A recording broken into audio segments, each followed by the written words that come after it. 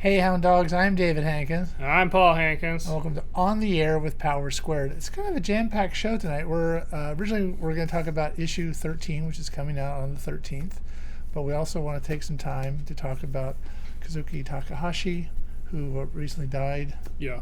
and the creator of Yu-Gi-Oh, Yes. which I know meant a lot to you. Yeah. So I want to let you talk about him. All right.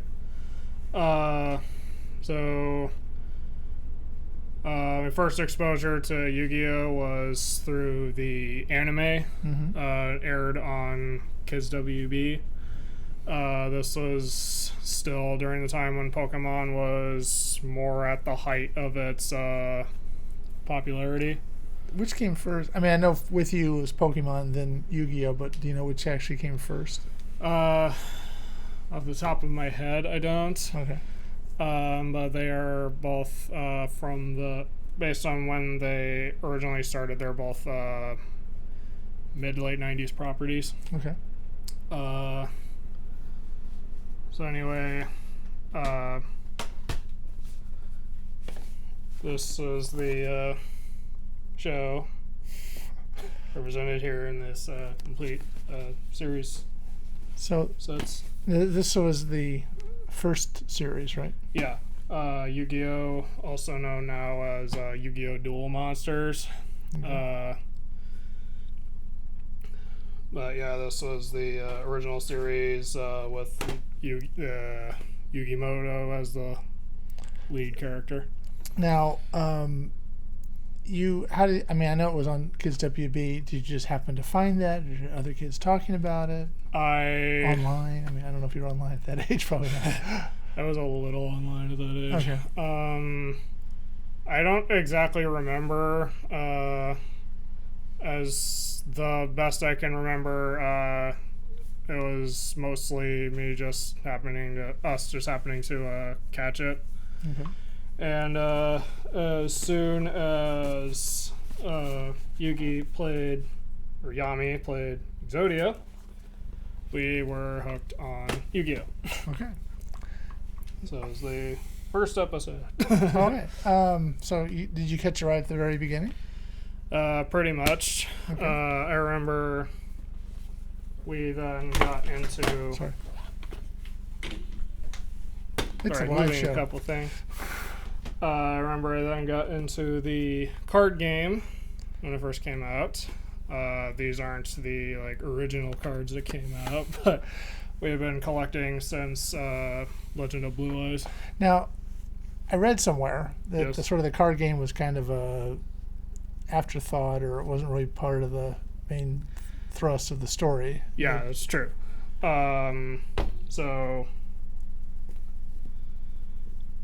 After we got into the anime and the card game, we then got into the manga. Mm-hmm. So there's the first volume. This is the last volume. We have the whole series. How many volumes are there?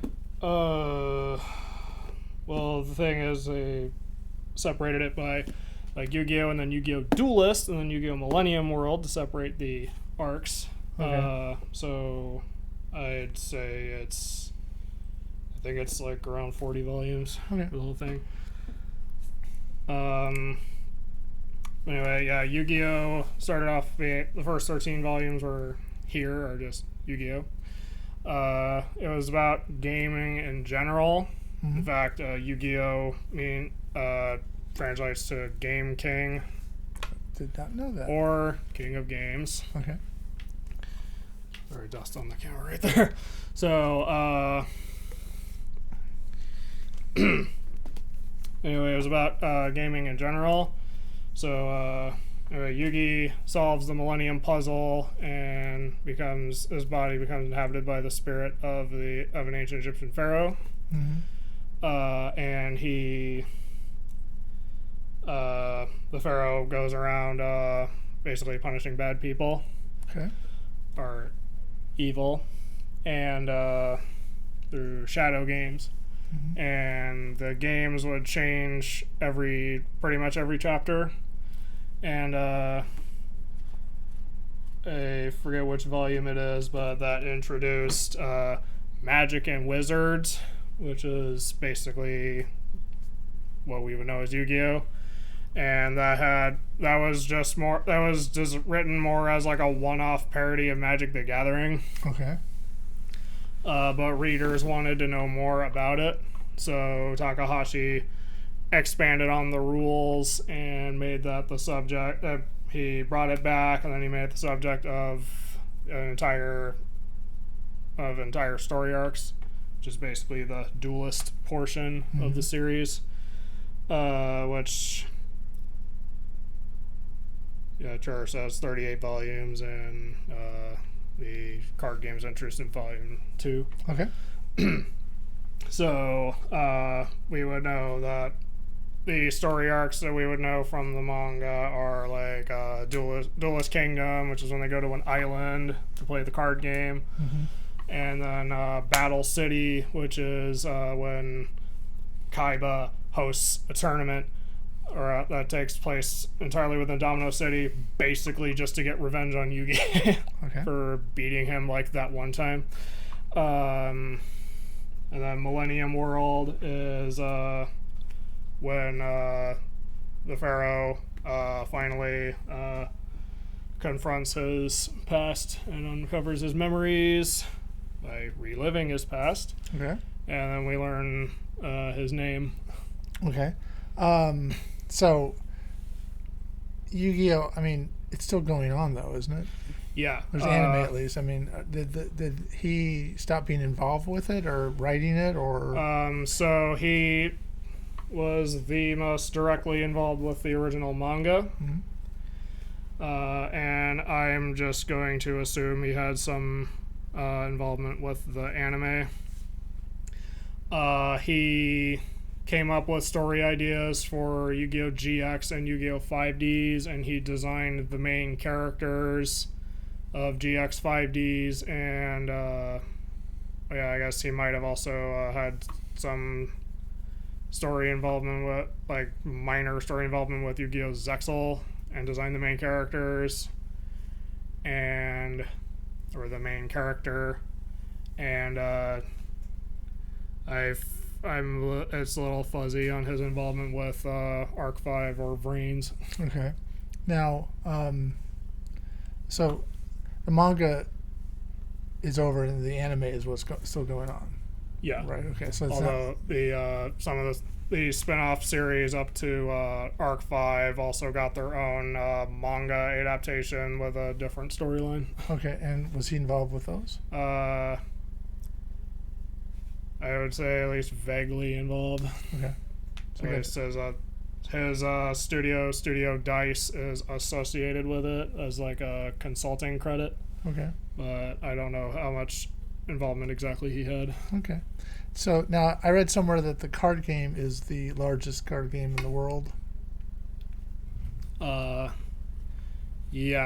I think that's generally fair to say, although at least over here its biggest competition is Magic the Gathering and Pokemon. Okay. I mean, but they have tournaments worldwide, and Yeah. there's different rules, different cards, all sorts of stuff, right? Yeah.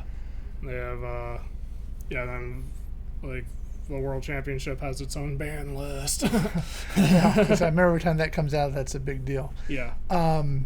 And I also got reminded of the spin-off manga Yu-Gi-Oh! R, which had involvement from Takahashi and was drawn by his assistant, who also created Vanguard. Okay, wow. So it just got huge. Yeah. So now you collect the cards. Yes. And there's more than just in that little pack. Yeah. So roughly how many cards do you think you have?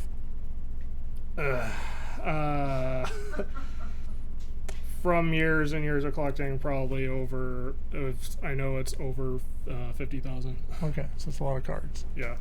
So, okay. That does mean a lot of dupes because there are only 10,000 or so unique cards. I see. Okay, so you have 50,000, but there's 10,000. Do you have every unique card? No. No. Not by a long shot. I know that when you were starting to collect, like, there was like 5 parts of Exodia or something like that. Yeah, the 5 pieces of Exodia. And that was like real expensive at the time. Yeah. Now it's like nothing. It's dirt cheap. Right. Because it was like, I recall. Or at the time it was like $40 for the set or something. Yeah. It was just like, it's a piece of cardboard with a drawing on it. Yeah. It seemed like a lot. Okay. And also related to the anime, so it's cool. At one point they released uncut DVDs because the original 4Kids version censored imagery and changed lines. One of the most infamous censorships was like they're like the security guards obviously holding guns, but it's changed to just like like pointing finger. Yeah. So anyway, they only made 3 of these. Okay.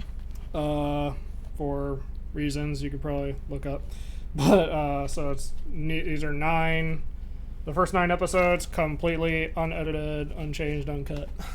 Now you also mentioned that sometimes the cards get censored here. Yeah. So 'Cause we can't handle. It's more like in the 4Kids was trying to deal with FCC regulations. So I guess they legally couldn't show like the full text of the cards. So they did this weird format that's exclusive to the dub, where it's like picture and then a colored box that shows like a symbol and like a spell or trap, or for a monster it shows like the attribute, the attack and defense, and that's it. Right. And then But I thought the cards were actually censored when they got here. Some of the cards. yeah, some of the imagery was also censored. Yes. Okay.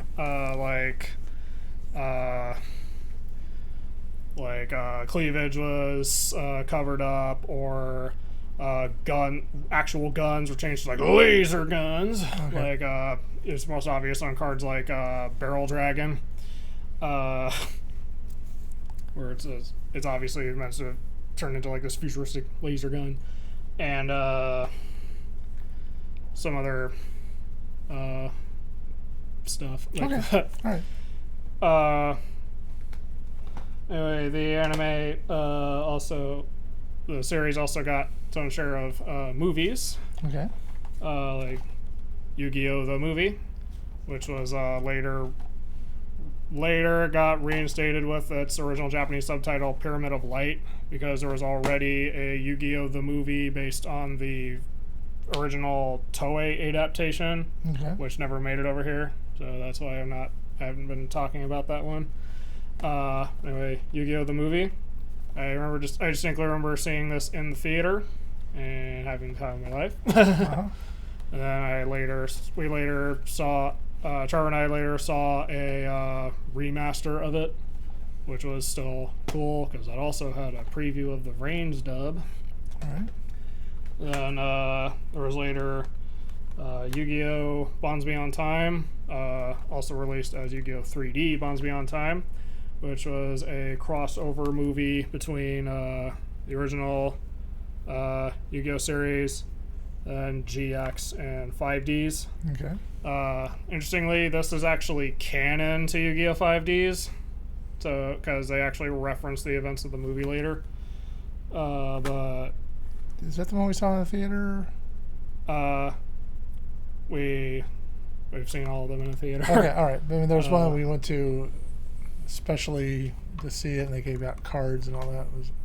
They gave out they gave out cards with all the movies. And this it was like a random assortment of 4, and you just had to get it. Yeah. Or when the DVD originally came out, it also came with a pack that had like 2 cards you could send away for the ones that you didn't get, or something like that. Bonds Beyond Time, there was I believe the promo card was Malefic Red Eyes, and we and other people at the screening had to like bug the theater. Oh, that's the one. I remember that. Yeah. We didn't get the cards, and then Yeah. they did, and you had to go back and get them, as I recall. Yeah, just wait like 10 minutes or something. Yeah, we were even outside the theater and went back in to get Yeah, them. because we saw other people with the card. Yeah. And then the last movie that came out was Dark Side of Dimensions. This one also had a promo card that was, I believe, a variant of Obelisk the Tormentor. And this didn't get very many. This wasn't in very many theaters over here, so we were forced to watch it in like the lap of luxury in order to. Oh, that's one. Yeah. Yeah. Serve food at the. Yeah. But anyway, this is sort of the finale of Yu-Gi-Oh!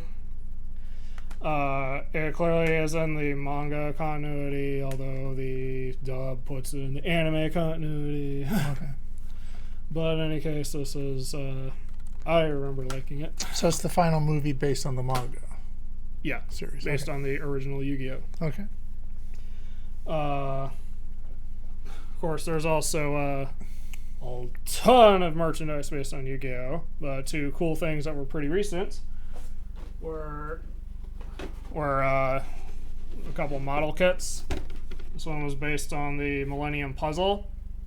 You put the pieces of the puzzle together, and then they don't tell you how to solve the Millennium Puzzle, but we managed to do solved that. the Millennium Puzzle. So that magical ability became yours. So I can feel the power of the Pharaoh. Yes. The spirit of the Pharaoh. And then also a much easier model kit. That was the gold sarcophagus, which is meant to house the pieces of the puzzle. Just like in the series. Okay.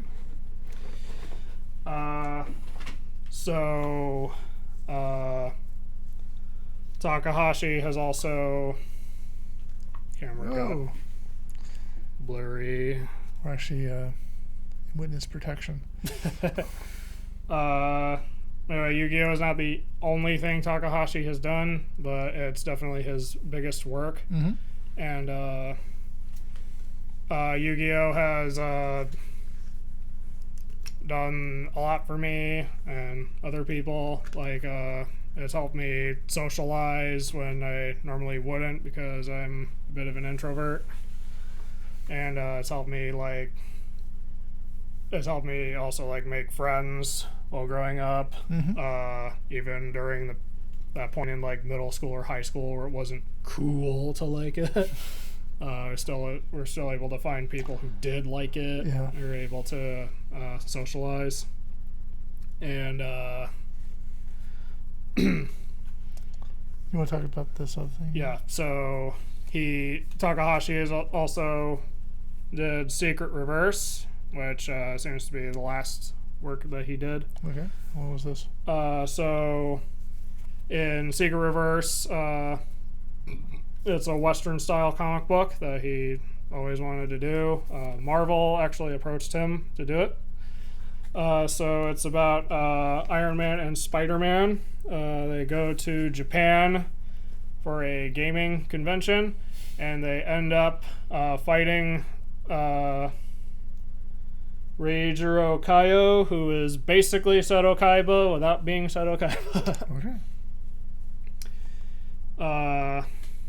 And it's a really good. I really like this. Takahashi's artwork also evolved a lot. You can clearly see it when looking at Secret Reverse versus like the first volume of Yu-Gi-Oh. We actually also have I don't have it here right now, but we also have his art book, which it's a fascinating, not just fascinating gallery, but a fascinating read because he talks about his experiences as an artist and certain aspects. He reveals certain aspects about Yu-Gi-Oh! That he came up with and how he did that, and then also his influences. Like, for example, one of his influences was JoJo's Bizarre Adventure because of the darkness of Araki's artwork, which you can totally see that in Yu-Gi-Oh! the first 13 volumes are a lot darker than the rest of it. Right. Like it borders on being a horror series, actually. And he also talked about how before he became a mangaka, he was a graphic designer. So he approaches everything, including panel layouts, as a graphic design. And you can clearly see that, and it helps his artwork really stand out. Okay. There is one really cool memory that I have. And regardless of what I said before, it's the coolest thing that ever happened to me at Comic-Con. Okay. Why don't you tell us about it? All right, so I clearly remember the day. We found out before we went to Comic-Con in 2015 that Kazuki Takahashi was going to be a guest. We had bought something for him to sign, which ended up not being relevant. We wanted to be prepared. They're very strict with his time. Yeah, and he was also there to promote Dark Side Dimensions because he had a heavy hand in the production. So I remember we got the thing that we wanted him to sign like in the mail right before we were going to leave, so we took that as a good omen. Okay. So he was going to do an autograph session, and that was a lottery system. Okay,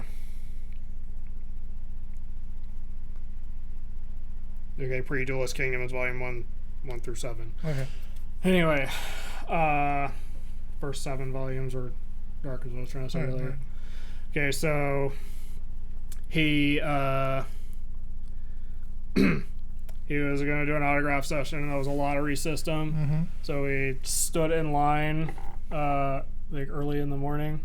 Yes. For the chance to get a wristband that would allow us into the autograph session in the sales pavilion. And I remember we waited a long time for them to start doing the lottery, but we were like all 4 of us went in, and we were lucky to get 2. It was limited. Yeah, it was very limited. Not very many people were able to see him. So anyway, we were very lucky to get 2 wristbands. And so we waited in line, and they gave us a piece of paper to write our name down. And then we had to hand it back to whoever gave it to us, and then they handed us the paper back, and it was our name in Japanese. Okay. So then we finally got to Takahashi.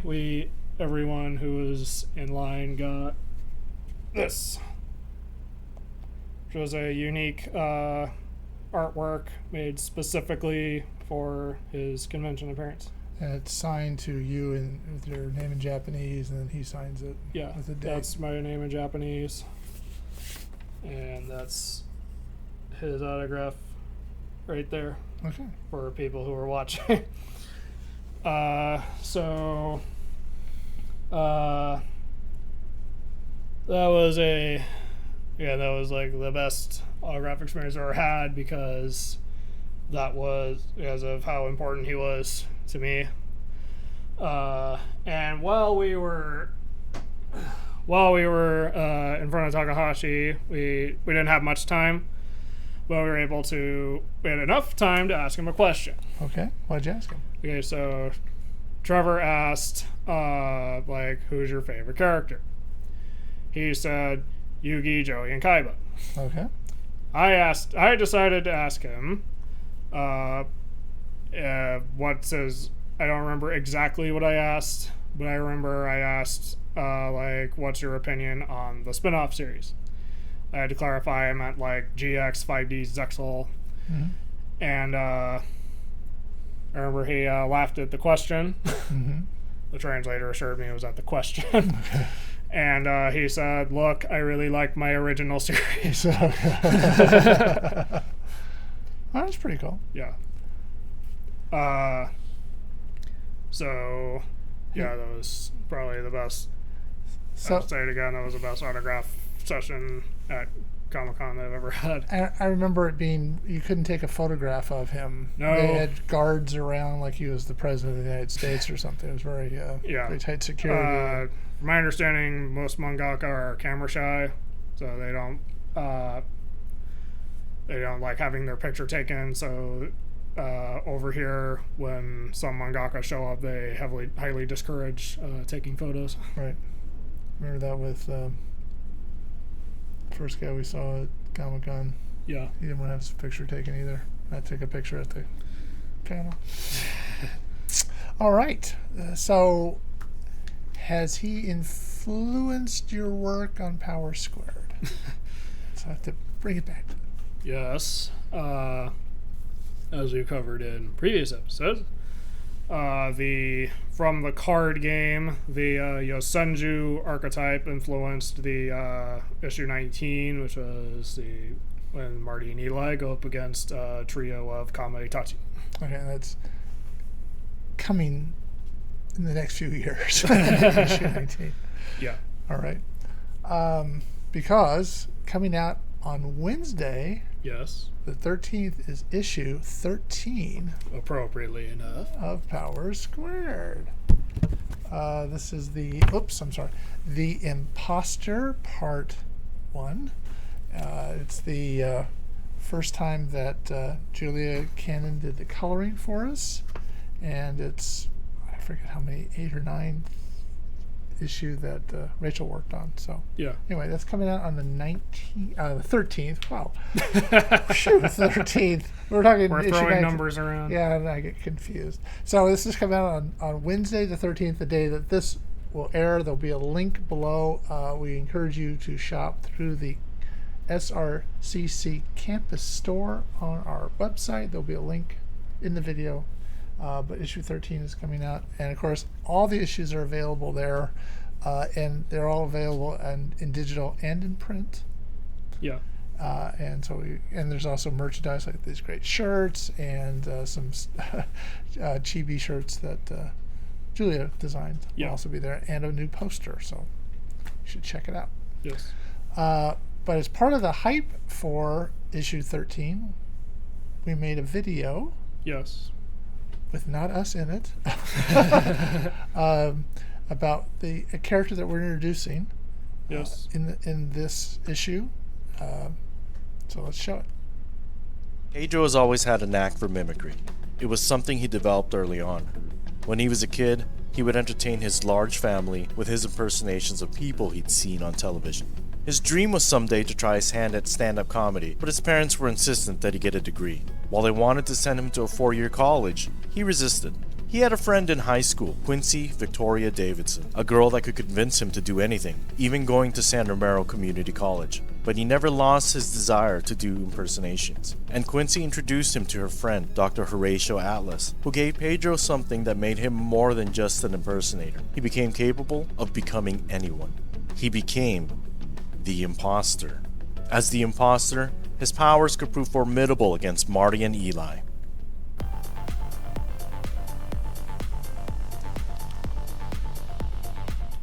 So that will also go up on our YouTube channel and will be available through the website. Yes. Under characters and Pedro. Yeah. That was obviously the artwork from the 2 issues, Imposter 1 and 2, and was narrated by Juan Esquera, who is on Twitch as Iron Fortitude, if you want to catch him. Yeah. He's I think plays games.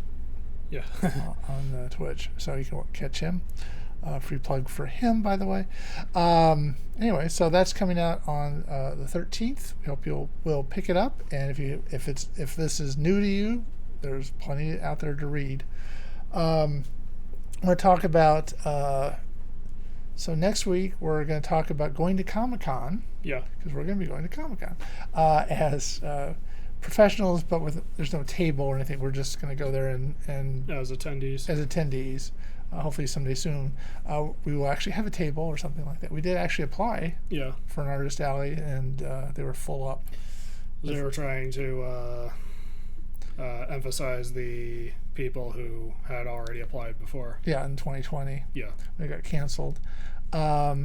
We're also hoping to have Don Wynn on as a guest to talk about going to conventions in the age of COVID and what to expect at Comic-Con, what he's going to do, that kind of stuff. So that'll be an interesting show. Yeah. That'll be next week.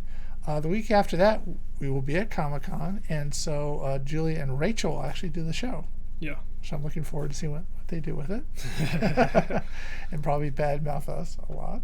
And then the next Friday, the 29th, we're introducing comic book book club. Yeah. Which we're actually going to start with a manga, Spy Family.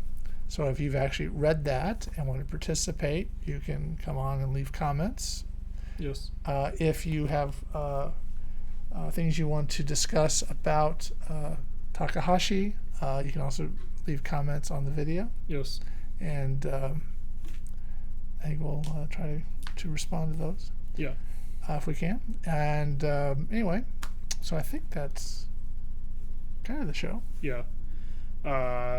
I'll say before I do the sign off, in light of Takahashi's passing, I would highly recommend reading Secret Reverse and also checking out the Yu-Gi-Oh! Anime and manga.